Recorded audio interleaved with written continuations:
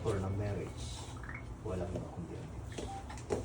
Kahit anong gawin ninyong pagdedesisyon, pagpaplano, Dave and Jessa, na magpakasal, dadami lang anak niyong dalawa, hindi kayo makakasal, hindi niloob ng Diyos. Naintindihan? Sapagkat hindi pa kayo sinisilang na dalawa, no? Sa mundong ito, alam na ng Panginoon kung sino ang kabiyak ng inyong mga puso. Kaya naganap ito dahil iyan ang kalooban ng Diyos. Siya ang nagtakda sa araw na ito, sa petsang ito, sa taong ito, sa buwan ito, na kayo ay pag-isahin tindi. Naintindihan? Magpasalamat kayo sa Panginoon. Alam niyo kung bakit? Sapagkat marami magkasintahan sa mundo ito na pinagtagpo pero hindi itinadhana. Naniniwala kayo? Yung iba nagpakasal pa eh. Diba? After a year, nagpa-anal. Ibig sabihin, pinagtagpo lang talaga sila pero hindi sila itinadhana. Bigyan niyo ng pagpapahalaga ang pribileyo, pagkakataon ay pinagkaloob sa inyo ng may kapal, Dave and Jessa, na iparana sa iyo ng Panginoon kung anong buhay ng may asawa dito sa banal na lupa. Ang pag-aasawa ay pribilehiyo na ipinagkakaloob ng may kapal sa dalawang puso ng pinag-iisip. Sapagkat lahat ng bagay, ang Diyos ang mayagda.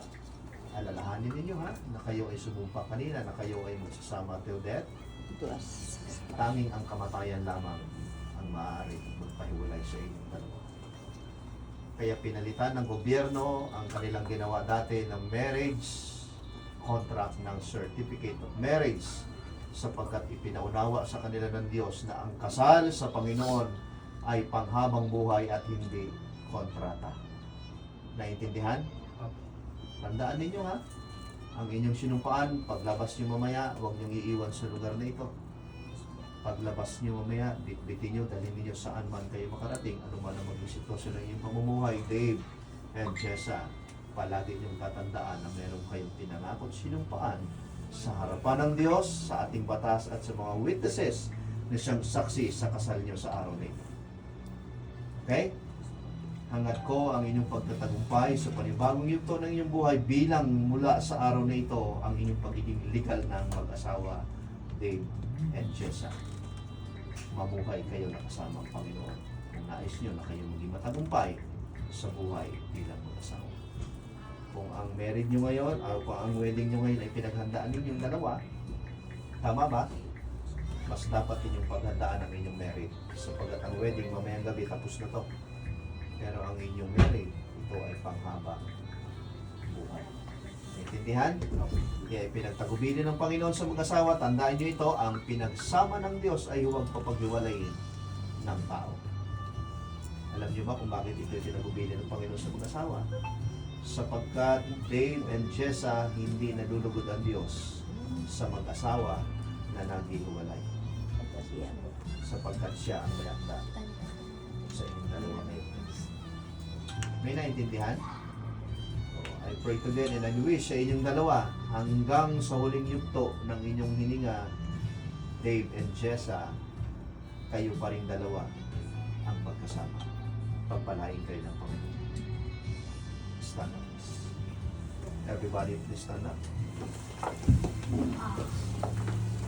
Mark and Dave and Jessa, in the presence of these witnesses, this is the final declaration. Harap kayong dalawa, hawak ng kamay, closer.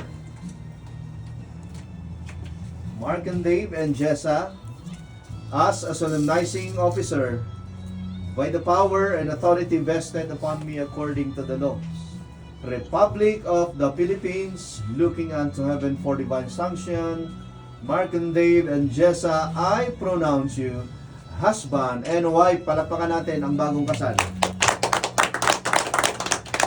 Okay, Dave, since you are now legally married to the bride, ikaw ang kikis sa kanya, Dave, ha? Ready ka na? O hinga mo ng malalim para hindi ka mabitin. Ready na, Dave? Okay, kung ready ka na, Dave, 20 minutes. Abaw. Sino yung sabi ng abaw? Bisaya yun, ha? Okay, Dave, ready ka na?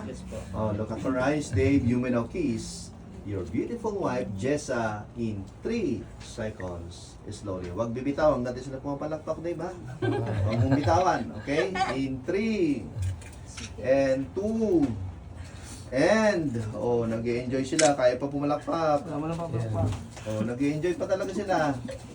Ayaw na pumalakpak. Okay. Thank you so much, ma'am, sir. Everybody sit down. Salamat po.